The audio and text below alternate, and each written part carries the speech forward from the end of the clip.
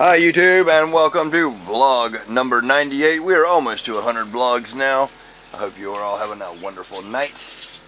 Tonight actually, we are going to do a couple things. I'm making this video for Magnificent Michelle. She is magnificent, and she is Michelle. Leopard geckos. She's requested leopard geckos for a while, and we've got these leopard geckos. Sorry, the cage is messy. This is how they look on a daily basis. They look on a daily basis. We got 3 geckos in here though, so you can expect this. 2 females and a male. Yes, look at how big she is. Yeah, she's my little fatty. And we're also going to be doing a couple questions and answers, and I'm also going to be doing a transfer of my Hepatra nemahuensis tarantula. If you guys do not like what we're going to be doing, then you guys shouldn't be watching our videos. GTFO, I think is the name for it. I don't care. Alright. Okay, so a couple questions that we got from Reptiles is, we have 3 questions. 1, how did we meet? We met from, I was with my ex-husband. My little Pippi. Yeah. I was married before. My ex-husband tried to kill me and my son with a 2-inch knife. You guys have seen the videos before. 2-inch? What was it? 2 inch? 2 foot. 2 foot knife. It's like a damn machete. That we've basically taken and used it to cut honey frames and stuff. Honey frames and stuff like that. So any good bad we use for good. He tried to kill me and my son with that knife, and Edward basically rescued us.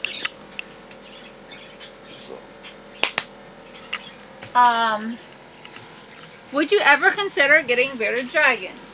I used to have bearded dragons. I love them. I'm just not set up for them right now. But we are not set up for them right now at this point in time. And animal care is at our most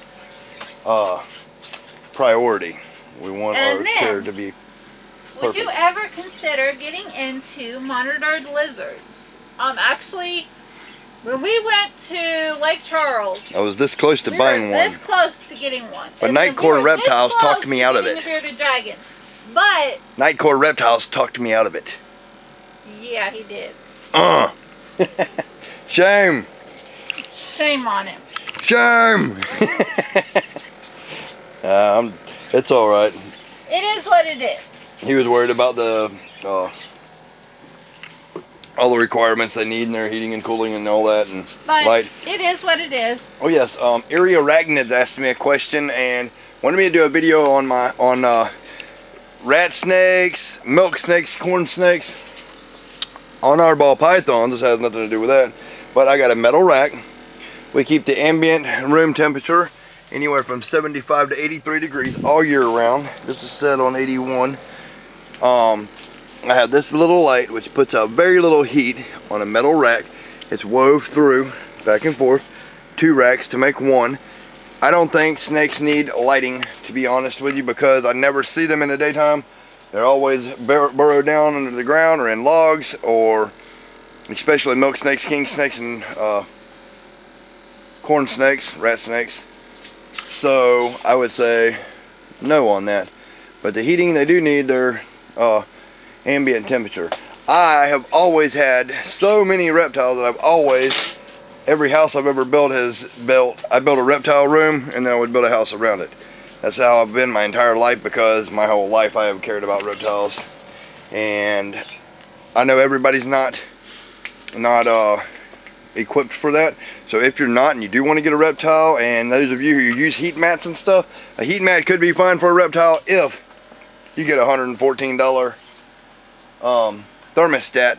Plug your heat mat into the thermostat. It says it right on the package, and then set it up at the temperature that you need your hot spot to be, because if you don't, it'll just keep getting hotter and hotter and hotter, and it'll cook your snake. Never put heat mats on tarantulas, people, because when a tarantula gets hot, they believe that it's the sunlight. They will dig down deeper and deeper and deeper right on top of the heat source until they kill themselves. That just happened to a very dear friend of mine with a Monocentropus balfouri, gravid female, climbed down, dug down, laid on the heat mat, cooked herself and her egg sac because she got too hot. So that's a big no-no on my book. But all right, for Magnificent Michelle, we gotta get this thing going. We gotta clean that real quick. I'll show a couple of geckos. Here is a gecko for Magnificent Michelle. This is a baby. This was a baby that we raised from a raptor crossed with a blazing blizzard snake eye, which is the female you've seen in there. Absolutely beautiful. And that was this year's baby, wasn't it? Last year's. Oh, last year's baby. It's been too cold, and we do not like shipping animals out in the cold. Yes, but that one's already sold. We're just watching it. Risk of animals. Here's Pineapple, named by my nephew. He is a super hypo tangerine, super giant carrot tail. He's a mouthful. We love him. He's absolutely as awesome and calm and tame as you could ever imagine. Look at him. Oh, say hello. Oh, look at that. Look at that face. Life is good, people. This is one happy lizard. Look at that smile. Yep, and he stick his tongue out of the jaw. That was for you, Magnificent Michelle. We want to clean, super clean water, super clean paper towels every single day. When you keep leopard geckos, your husbandry is at its max. A lot of people cry because of the type of setups that I have in here, but I don't have the room or the space or anything to make elaborate living vivariums for my geckos, and I'm not going to, because I'm going to expand and expand and expand. And if anybody watches Sobic Reptiles, I think he's got out of it now, don't quote me on that, but he's one of the world's largest gecko breeders, and just about everything I've learned from leopard geckos was from him. And his babies always stay in a cage this size, and his adults are never in a cage bigger than this. And they do perfectly fine. Okay, let's see if we can feed some geckos, because this video is actually getting long as well. Fair warning. Live feeding. If you don't like seeing it, don't watch it. We're not here to please you. It is essential when you are feeding, when you are breeding geckos, that they have a calcium source, high protein source, and meat source. This is the raptor that was crossed with the blazing blizzard snake eye. He's not hungry. But that's the one that's crossed with the blazing blizzard snake eye, which is in here. Here is our, this was also got as a blazing blizzard. She is gravid as well. But I believe that she is a leucistic, if I'm not mistaken. Yes, that is a black-eyed Lucy, because look at the black eyes. And I mean, it's not clean white, but I don't think it's a blazing blizzard at all. Okay. I could be wrong though. And this is the blazing blizzard right here. And for people that are going to be asking, where did we get our leopard geckos Where'd from? the rat go? He ate it? Oh no, you didn't give it to her. I need to watch her tail because... Oh yes, when you got communal. And a lot of people frown on communals, but we've had these communal on and off for over 3 years now. This beautiful girl. I wouldn't handle them when they're having babies most of the time, but she's fixing to drop any day. I want to show you all the snake eye though. This is the blazing blizzard snake eye that is crossed with the raptor that made that last year's baby, and a baby from this year that I will show you in a minute. She's fixing to eat, because she always eats. Seriously? Well, I missed that. Was there a beetle in there? Well, she can eat that too, I guess. Where we got these leopard geckos was from Gourmet Rodent. At an expo in Daytona, Florida. 2 or 3 years ago, right? 3 years ago. 3 years ago. Yeah, she's licking her chops. That was good and yummy. Yum. Hey. That's that one. Alright, she's seen that. I gotta move along because our video is going too long. Here is the other one, and this one is also already spoken for. Hold this for me. This one is already also spoken for. Still has to be cleaned out today. But that is also a cross between a Blazing Blizzard Snake Eye and a Raptor. Got another thing going on there. It's an eating machine.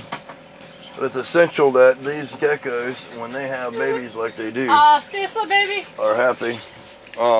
We got an escapee over here trying to get into the roach bin. That's a no-no. Well, he's out most of the time. Anyway, he kind of wanders around, rides his mama's shoulder or whatever.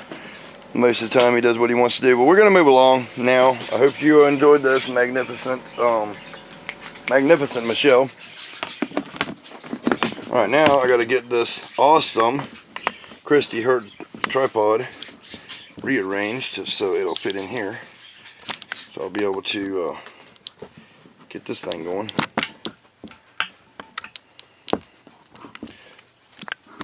We're doing a tarantula unboxing now. I'm sorry. We're doing a tarantula rehousing now. And I want to ask you, Ray, with Jeepers Creepers Tarantulas. Y'all go check out Jeepers Creepers Tarantulas. You can click on his name when he comments on this video, because I'm sure he will. And subscribe to him. You're doing him and yourself and me a huge favor, because he's absolutely awesome. As a matter of fact, I've been watching his videos on his builds, and that kind of... He hasn't built nothing like this that I know of, but it gave me the idea to build this. This is a dog bone container that snaps closed. It's got that cute little dog paw on it, blue, and I have made almost a bioactive environment. The only thing it's missing is isopods and springtails, which will go in here. This is a plastic thing. It's about 10 bucks. In here, I have a tunnel pre-dug, as you can see. Topsoil, moss from a different kind of moss. I have 3 types of moss. Here's one, just so y'all see. Here is another type back here, as you can see. I'm incorporating them into different things. Well, we got some eating stuff going on here for those of you who like sugar gliders. Yep. And here is the 3rd type of moss. As you can see, all 3 of these types are growing in my thing. I needed that pin here that you moved that I was setting this on. I guess I don't want to put something else there. I'm going to try to do this transfer for you guys. Let me show y'all. This is the Apatra nemacuensis. I think it's also called the bronze baboon tarantula. This spider, that little flashlight. This tarantula is so fast and flighty. I put it in here before I knew what the proper husbandry is on it, and I know now. It is so fast and flighty that it's unbelievable. I just can't deal with it in this little container. So it's very valuable and very fast and flighty. Not bitey at all. It is a baboon species, old world, and probably not a beginner because of the high price that they cost and how fast and flighty they are.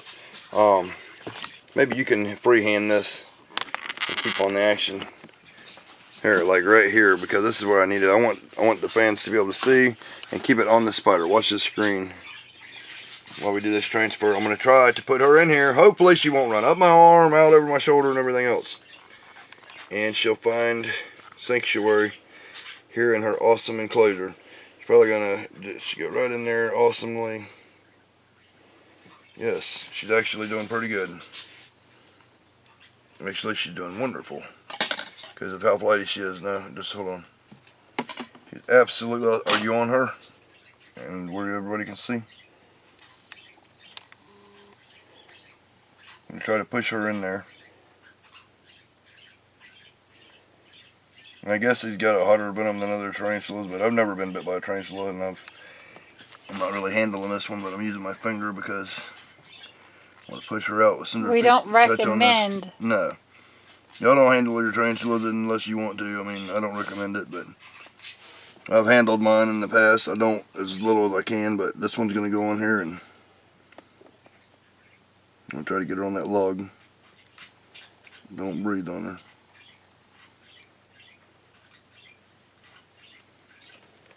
Oh, there she goes.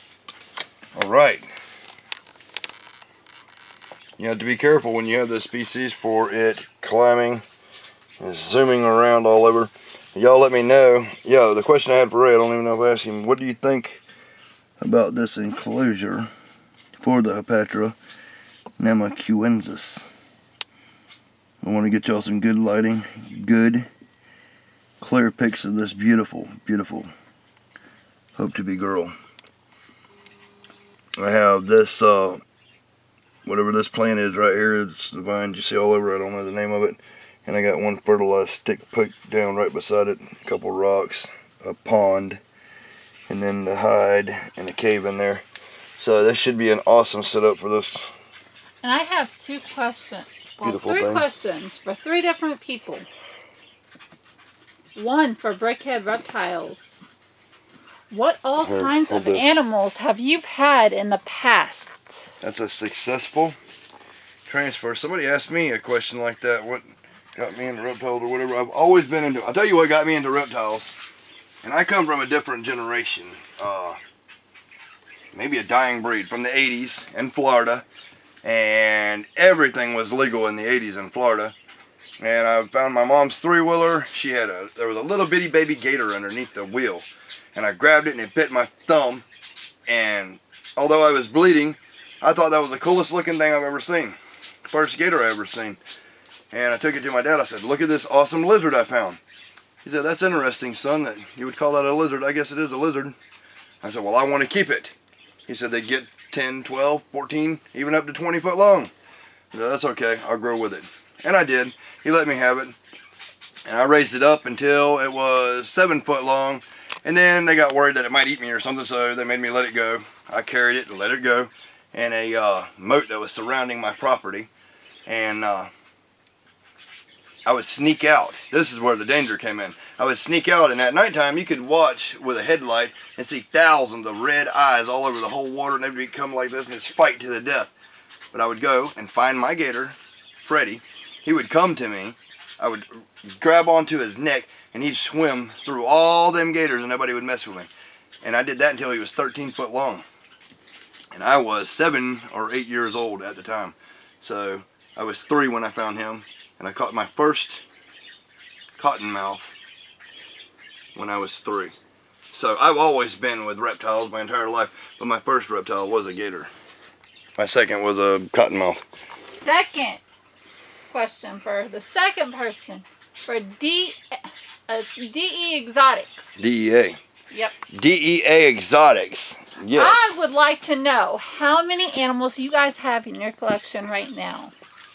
And y'all check out DEA Exotics. I was watching a video, I forget what it was called, but I was literally laughing my ass off the whole time about him building an incubator.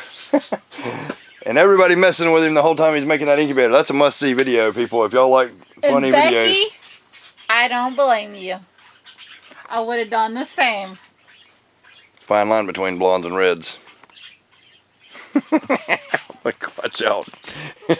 Alright, people, peace, love, and happiness, and all that good shit. Like, subscribe, tell your friends, share my videos, watch my older videos while you wait for new videos, and most of all, be yourself. Edward Tyndall and Sarah Tyndall and Sugar Glider and everything Tyndall out. Leave